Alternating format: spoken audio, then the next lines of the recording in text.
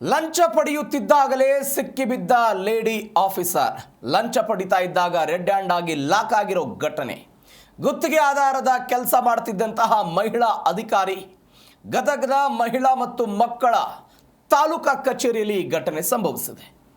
ಲೋಕಾಬಲೆಗೆ ಬಿದ್ದ ಮಕ್ಕಳ ರಕ್ಷಣಾ ಅಧಿಕಾರಿ ರಫೀಕಾ ಹಳ್ಳೂರು ಕಂಪ್ಯೂಟರ್ ಆಪರೇಟರ್ ಆಗಿ ನೇಮಕಕ್ಕಾಗಿ ಹಣದ ಬೇಡಿಕೆಯಂತೆ ಅರ್ಜಿ ಹಾಕಿದ್ದವನಿಗೆ ಲಂಚಕ್ಕೆ ಬೇಡಿಕೆ ಇಟ್ಟಿದ್ರಂತೆ. 30,000 ಹಣಕ್ಕಾಗಿ ಈ ರಫೀಕಾ ಹಳ್ಳೂರು ಬೇಡಿಕೆ ಇಟ್ಟಿದ್ದರು. ಅದರ ಪೈಕಿ 15,000 ರೂಪಾಯಿಗೆ ಈ ಡೀಲನ್ನು ಕುದುರಿಸಿದ್ರಂತೆ.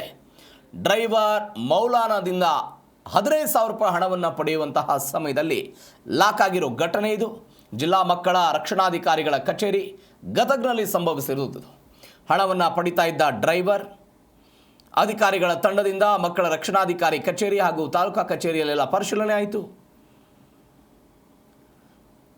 ಎಸ್ಪಿ ಟಿ ಸಿದ್ದಲಿಂಗಪ್ಪ ಮಾರ್ಗದರ್ಶನದಲ್ಲಿ ಡಿವೈಎಸ್ಪಿ ಲೋಕೇಶ್ ನೇತೃತ್ವದಲ್ಲಿ ದಾಳಿಯಾಗಿದೆ. ಇನ್ಸ್ಪೆಕ್ಟರ್ ಪರಮೇಶ್ವರ್ ಕವಟಗಿ, ಎಸ್ಎಸ್ ತೇಲಿ ಅವರಿಂದ ಪರಿಶೀಲನೆ ಆಯಿತು.